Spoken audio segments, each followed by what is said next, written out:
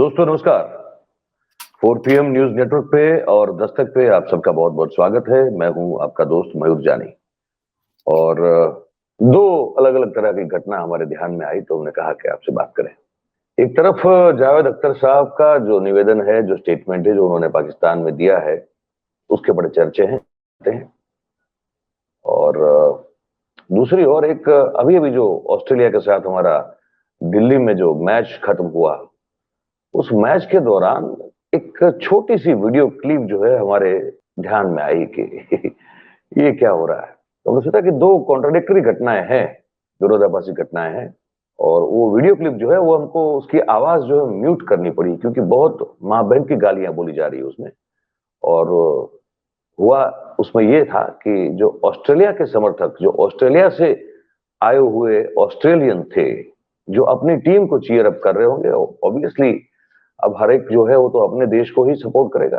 हम देख रहे हैं कि हिंदुस्तान के लोग जहां जहां भी जिस जिस देश में रहते हैं, वहां जब भारत की टीम खेलने के लिए जाती है तो वो भले ही वहां रहते हो, उनका दाना पानी वहीं हो, रोजी रोटी वहीं चलती हो, वहीं से पैसे कमा के वो यहाँ अपने देश में अपने घर वालों को, परिजनों को भेजते हो।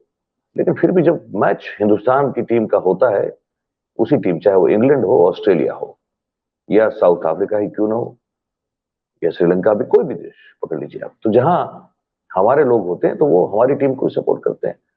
तो इसका मतलब ये तो नहीं है कि भाई वो जो ऑस्ट्रेलियन या इंग्लैंड के दर्शक जो हैं वो झगड़ा कर ले, हाथापाई कर ले, माँ बहन की गालियां दे दे। ये तो नहीं होता ना, वरना तो फिर आप वहां रोजी रोटी कमा ही नहीं पाओगे। तो वो जो वीडियो है वो दर्शा रहा है कि बड़ी एक चिंताजनक स्थिति हमारे सामने है। वो स्थिति ये है कि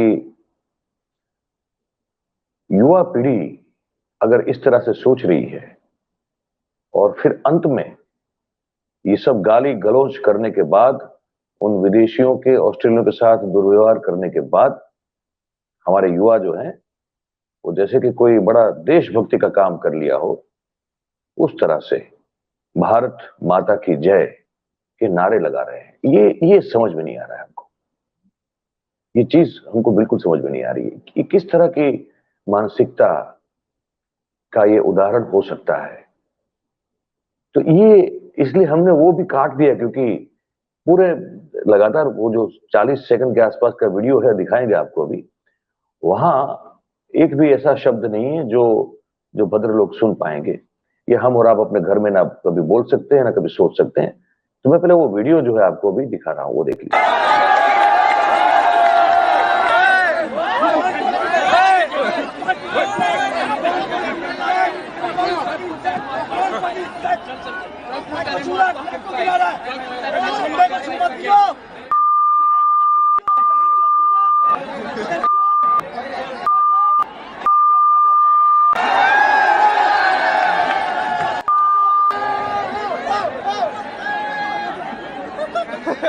क्या हो गया भाई, क्या हो गया?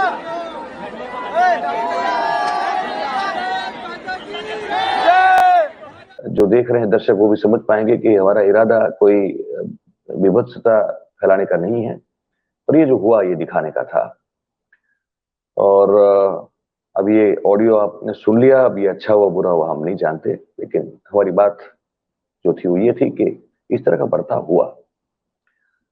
अगर ये ऑडियो निकाल दिया गया होता तो हम इसको थोड़ा लूप में आपको दिखाते पूरा, जिस तरह से व्यवहार हो रहा था। लेकिन अब हमारी हिम्मत नहीं कि इसको फिर से हम चलाएं।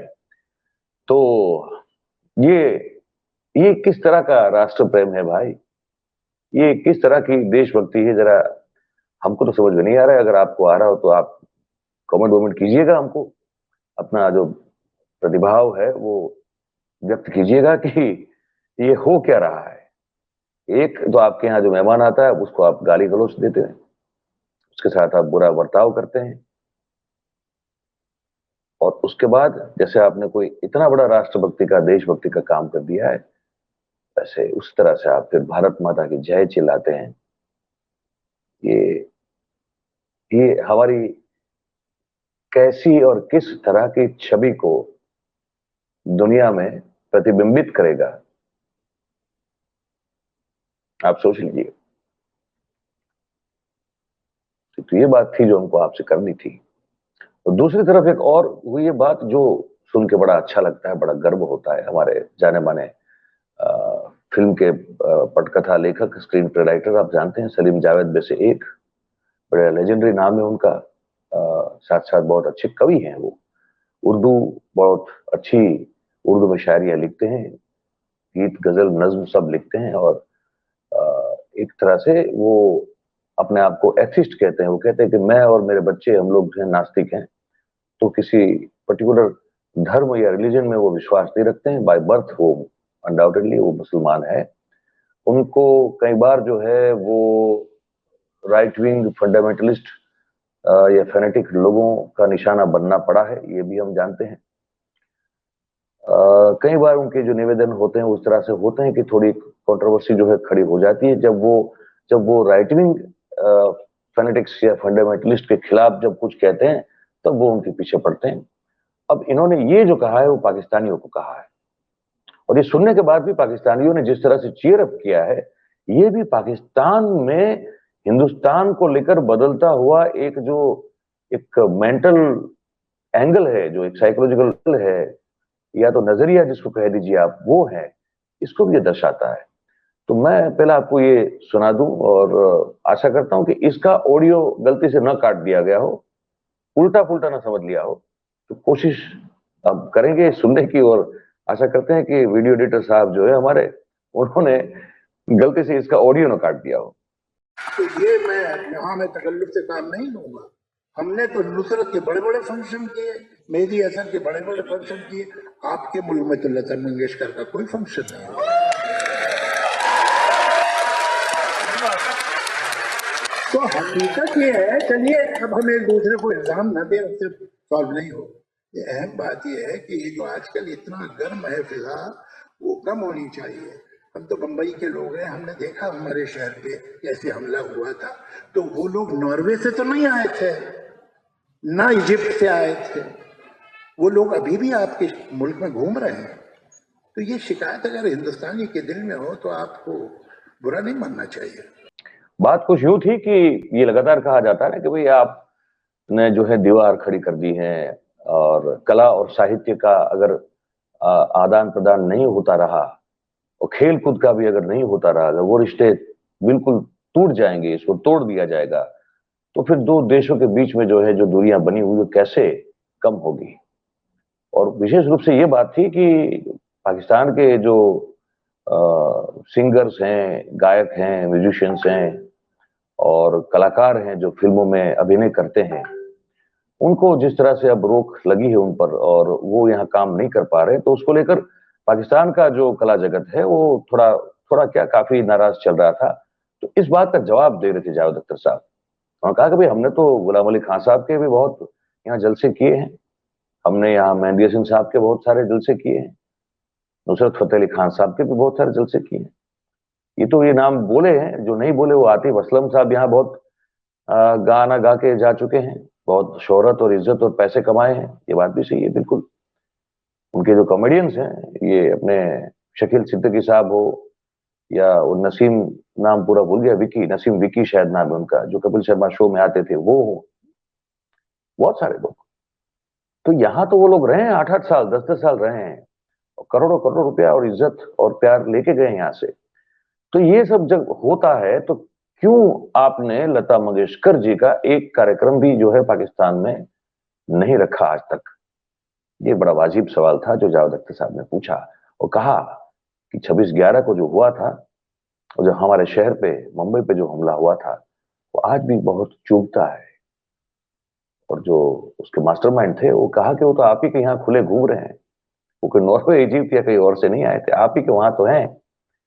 तब उसमें अगर आप कुछ नहीं करते हैं तो फिर ये, अगर हम सोचें इस तरह से, तो आपको बुरा नहीं लगाना चाहिए। तो बड़ी अच्छी बात कही उन्होंने। यहां अगर भारत माता की जय बोल दे या बोला जाए तो वो उचित है, हमको ये लगता है।